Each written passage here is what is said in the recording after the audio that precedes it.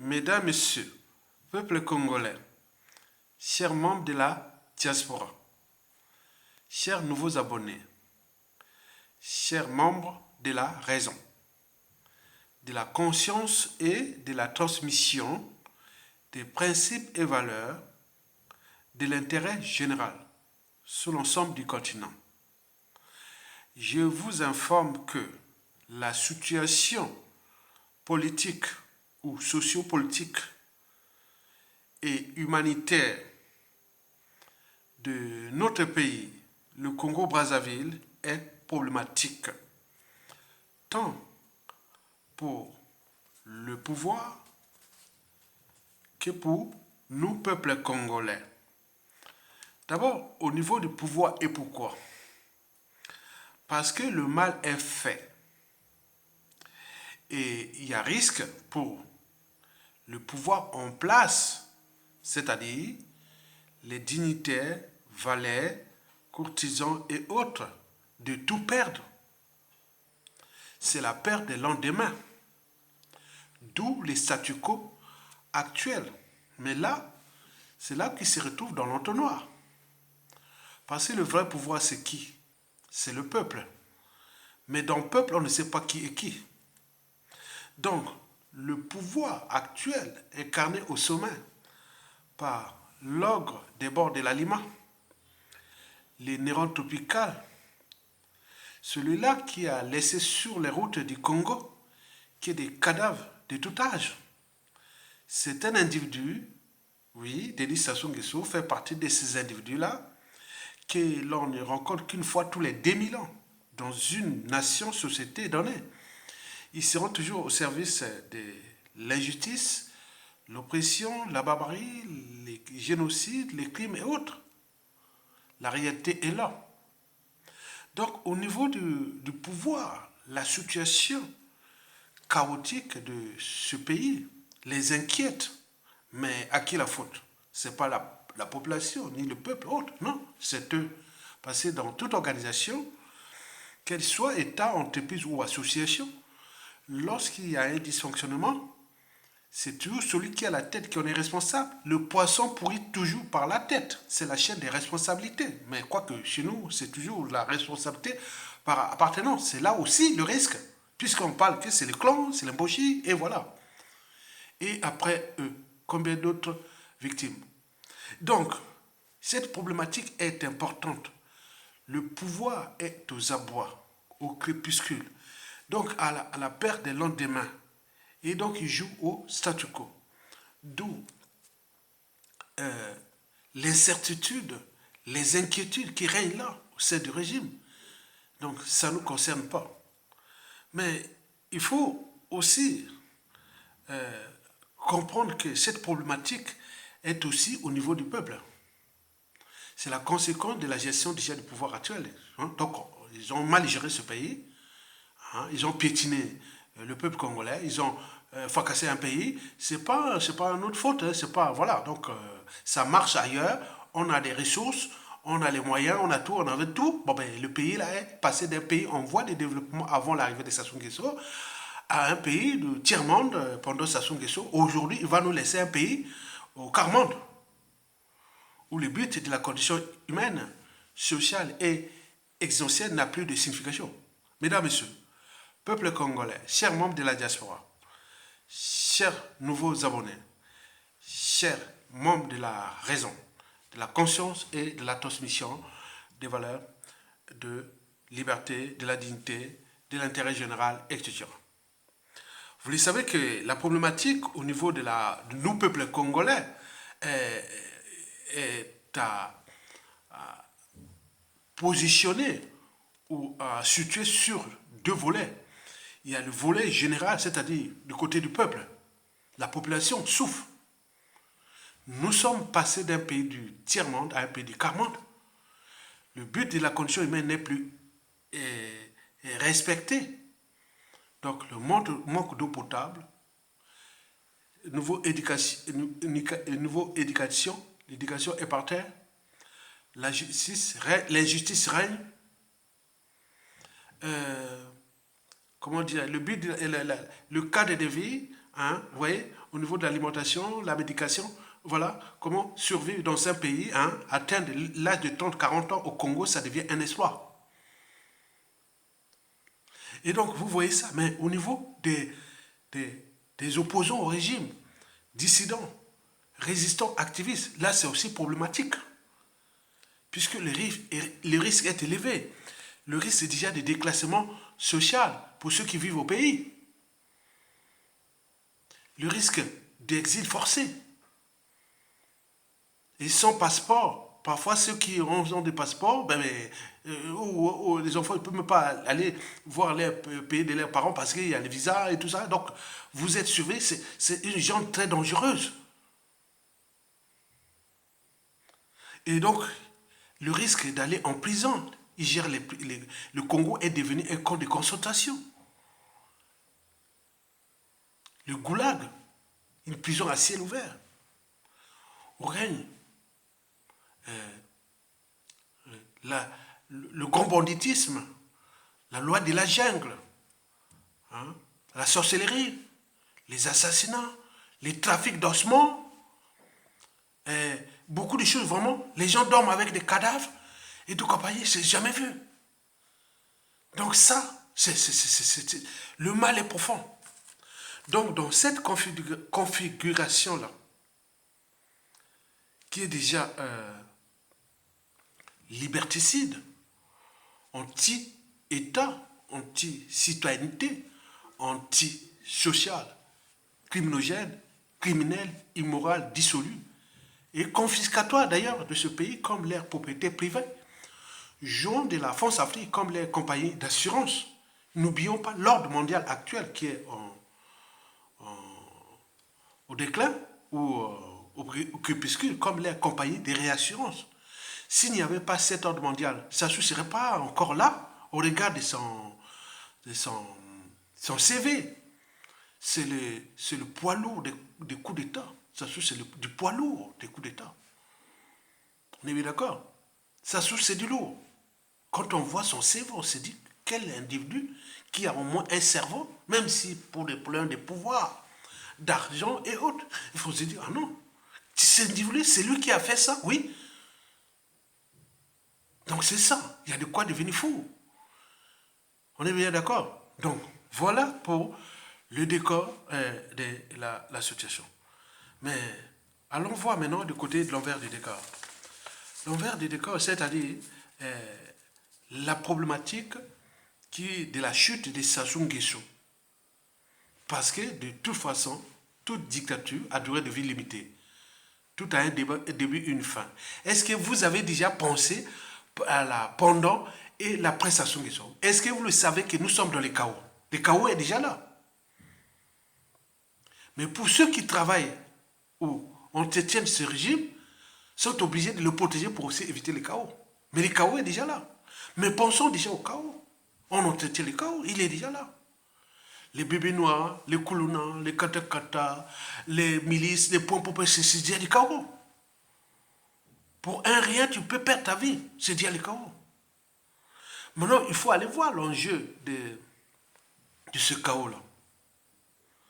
Cet enjeu répond comment on appelle, à une simple problématique. La problématique existentielle. Je vous l'ai dit, ce n'est pas les conditions de vie indignes où les Congolais, à l'échelle nationale, vivent non plus comme des sujets indigènes esclaves, mais ils sont devenus comme des cafards, des rats, du bétail humain. Vous n'avez que 3 statuts sociaux aujourd'hui. Vivre comme des rats ou des cafards, à défaut du bétail humain. Vous êtes neutralisés. Mais comment on-t-on arrivé là? Comment nous sommes? Pourquoi nous sommes arrivés là? Mais c'est tous les questionnements. C'est là que je dis que la chute de Sassou Nguesso ne dépend pas des problématiques sociopolitiques, économiques, humanitaires et autres. C'est-à-dire, non, ce n'est pas possible. Même si on vous prive de l'eau, on vous prive de la liberté, de la dignité, on vous prive de tout, qu'est-ce que ça peut faire? Puisqu'il est encore là. Et on n'est pas capable de mettre en valeur les deux vertus du citoyen, ou les 3 vertus du citoyen: désobéissance, résistance et révolte, tant au niveau civil que militaire. Je vous dis que la paix envers Sassou Nguesso est imaginaire. Aujourd'hui, au regard de son capital décès, mais s'il essaie aujourd'hui, il y a risque. Même les officines, les réseaux France Afrique savent bien que s'il arrive les chaos au Congo, il y a risque de quelque chose de très grave, surtout pour le clan et pour tout ce qui peut arriver. Vous imaginez? Donc la paix est imaginaire. Donc à défaut d'un coup d'État militaire salutaire, donc nous avions que là, la rue, à défaut de ce coup d'État militaire salutaire, la rue ne veut pas arriver. Donc là, on train de laisser un être mortel à cette 83, 85 ans et partir. Donc comme rien ne se crée, rien ne se perd, tout c'est ensemble. Je vous dis que la problématique est existentielle. C'est-à-dire, pour faire tomber Sassou aujourd'hui, c'est existentiel. Ben oui, existentiel, c'est se poser la question de savoir, est-ce qu'on serait venu sur Terre subir ça, ce que ça soit fait à nous, peuple congolais. Et là, nous sommes encore des moutons en train de vivre. C'est ça. C'est existentiel. Ça donne les idées à d'autres. Ça donne des idées à d'autres. Parce que la chute, la presse Sassou, ça ne va pas se terminer maintenant. Non, c'est un processus qui va être. Nous, on ne sera plus de ce monde. Donc, on est là pour éveiller les consciences. Qu'il faut prendre les choses à bras le corps. Ne restez pas des naïfs, des passifs, des peureux et autres. Parce que dans un peuple de peureux, c'est dangereux. Le peuple de peureux, je vous dis, c'est dangereux. Vous allez voir, à la chute de Sassou, étant donné le nombre de peureux qui sont là au guet-apens, ils attendent à leur tour la place de Sassou.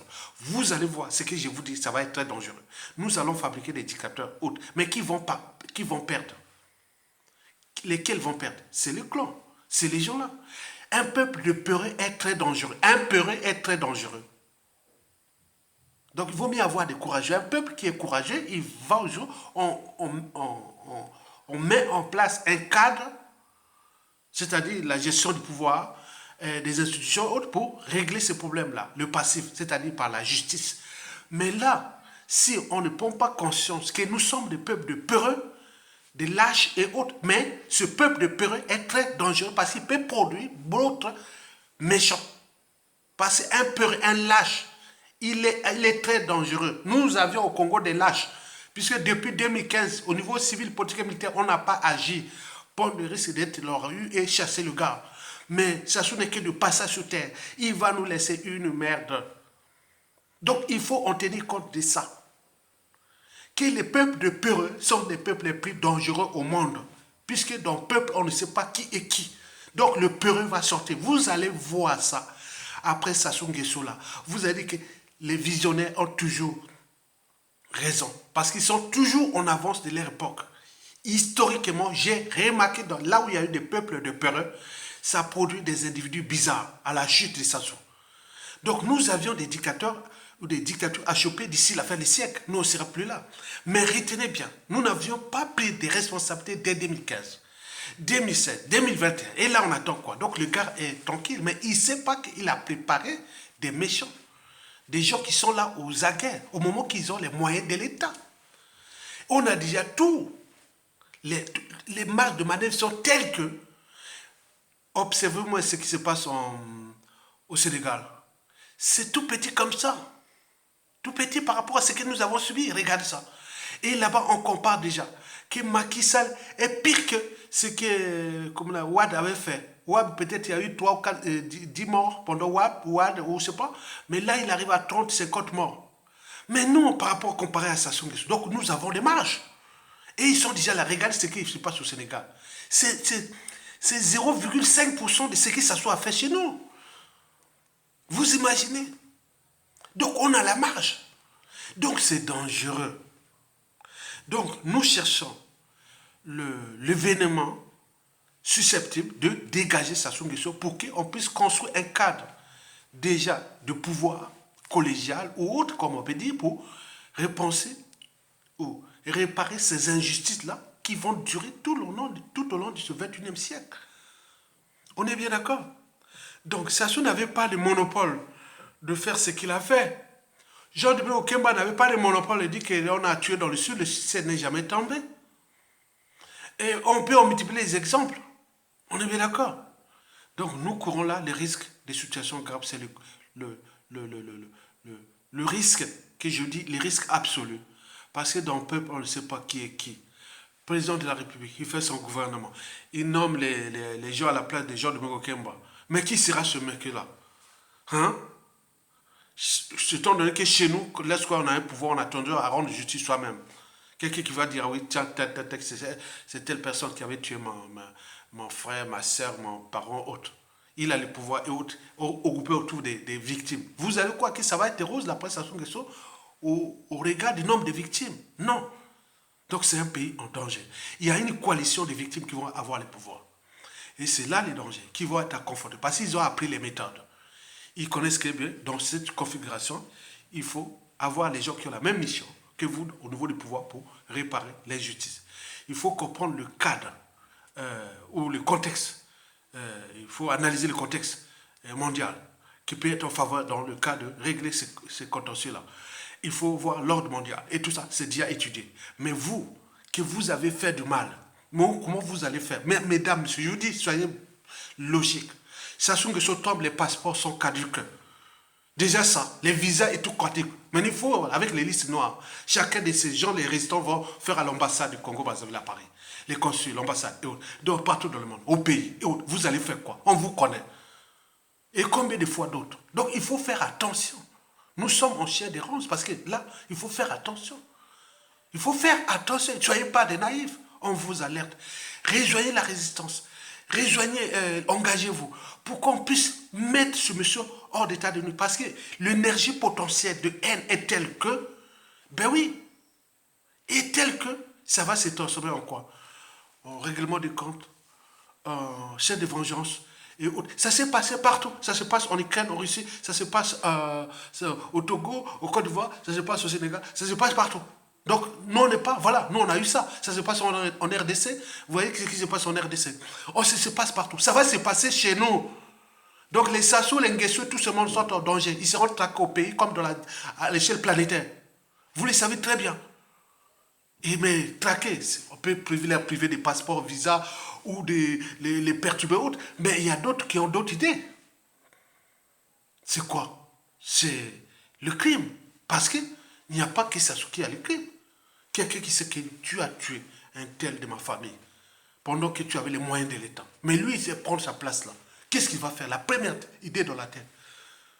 Donc, mettez que nous sommes en danger. Nous sommes en danger. Pour l'instant, Momo Sassou Nguesso est là. Mais l'après, c'est eux qui vont être en danger.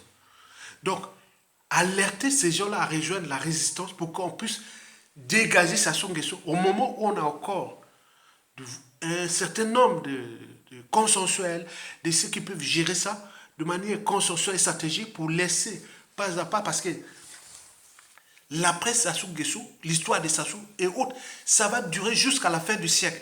Regardez bien ce qui s'est passé, Mobutu. Regardez où se trouve la RDC. Regardez la Libye. Regardez la Somalie. Regardez partout. Nous serons comme ça. Parce qu'il y a trop de contentieux. Trop de contentieux tuent les contentieux. Et donc nous cherchons à autre. Vous venez jouer au naïf. Vous venez même pas liker ou partager pour que chacun des Congolais puisse prendre la mesure de la problématique et des enjeux. Il y aura de l'injustice, il y aura de l'oppression, il y aura des crimes, il y aura des assassinats, il y aura beaucoup de choses qui vont se passer après Sassou Nguesso. Ils n'avaient pas le monopole de ça. Donc on est obligé de vous alerter.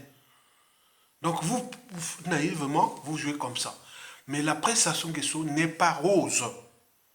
Parce que le mal est fait.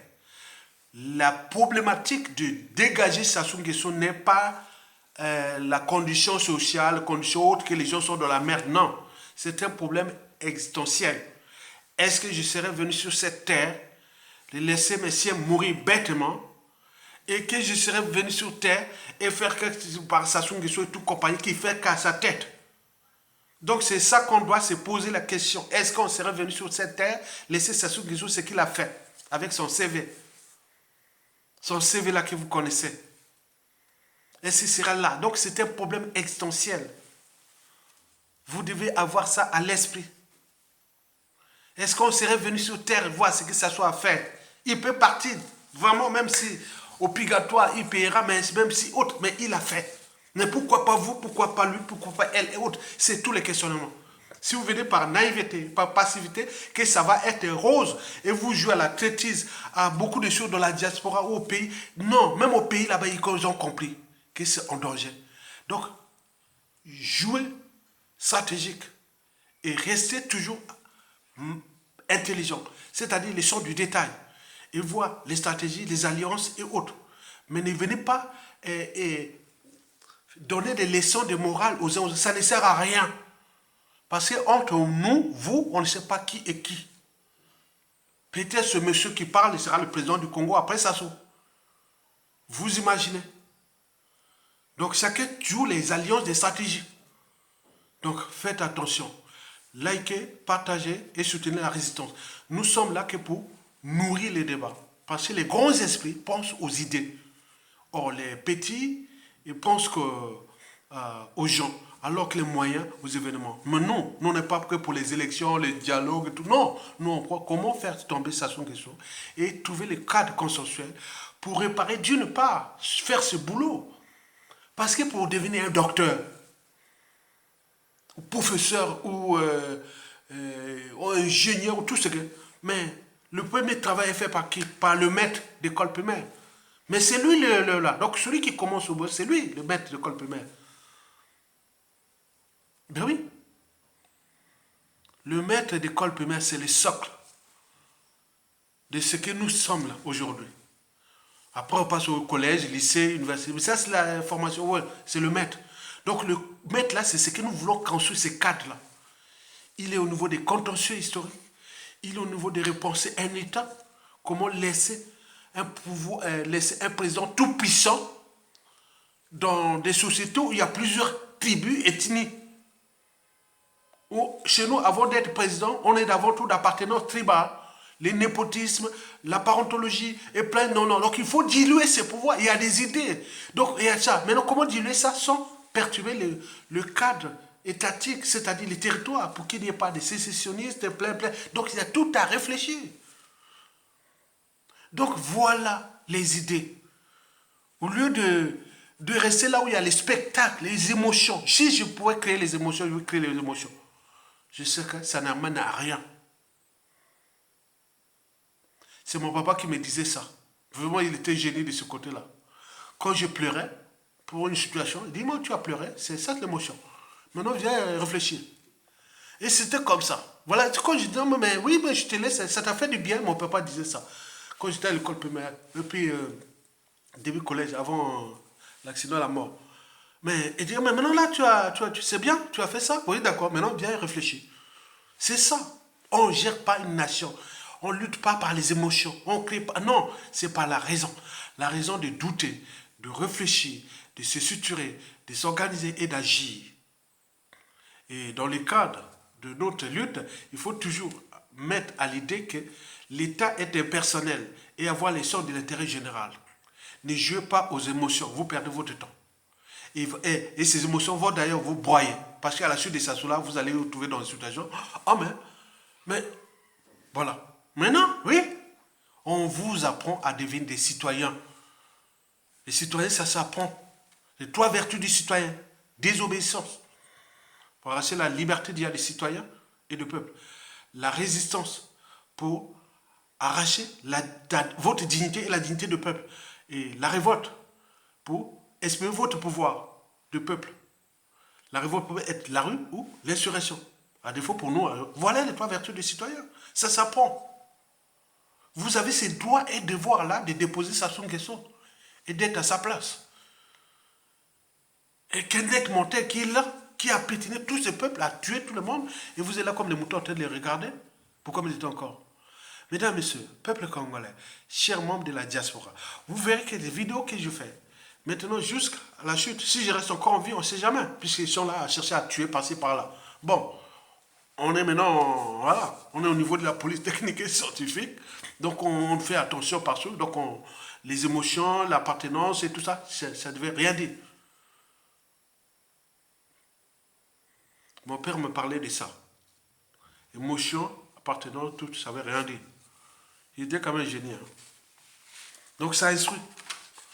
Donc, je ne sais pas parce qu'il est du nord ou du sud, de l'est à l'ouest. Sassou est arrivé au pouvoir avec une coalition multi-ethnique.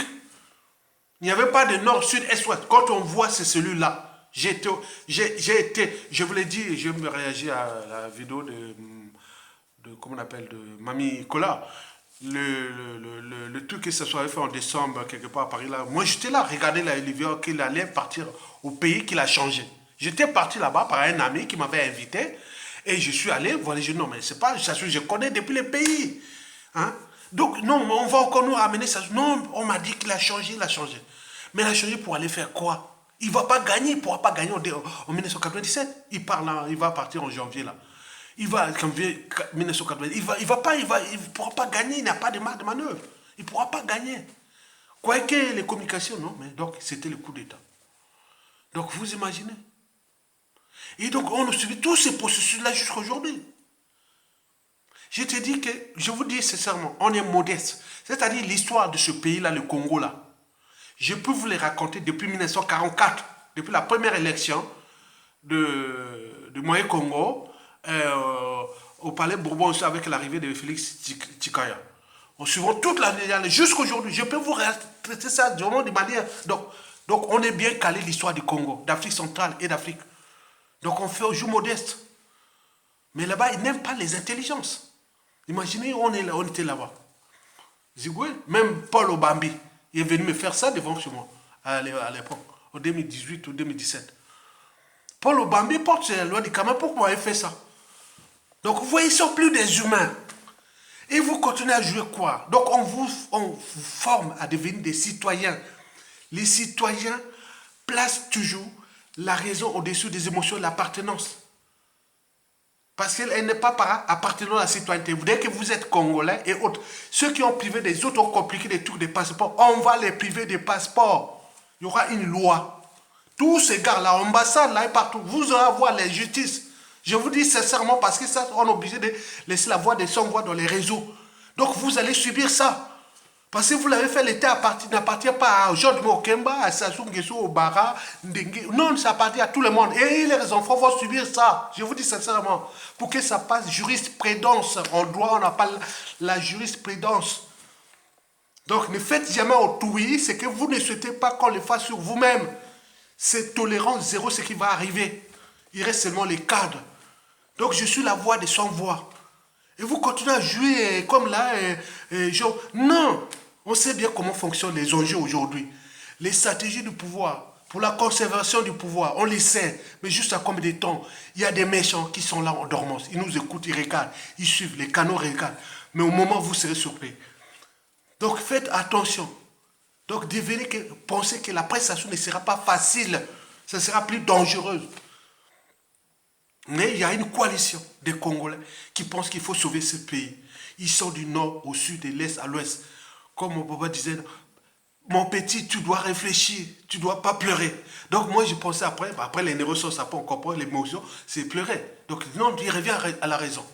C'est ça. Donc la raison rend certaines personnes froides. D'autres sont humbles et autres. C'est pas qu'il est froid, c'est qu'il sait que, bon, à un moment donné, ouais, c'est ça. Donc, likez, partagez et soutenez la résistance. Tokolonga, on va gagner. Ce pays-là, nous sommes dans le cadre de la transmission. Parce que je peux tomber, d'autres vont continuer la même mission. Vous avez tout compris? Mais j'ai du renfort, je le sais bien. Merci.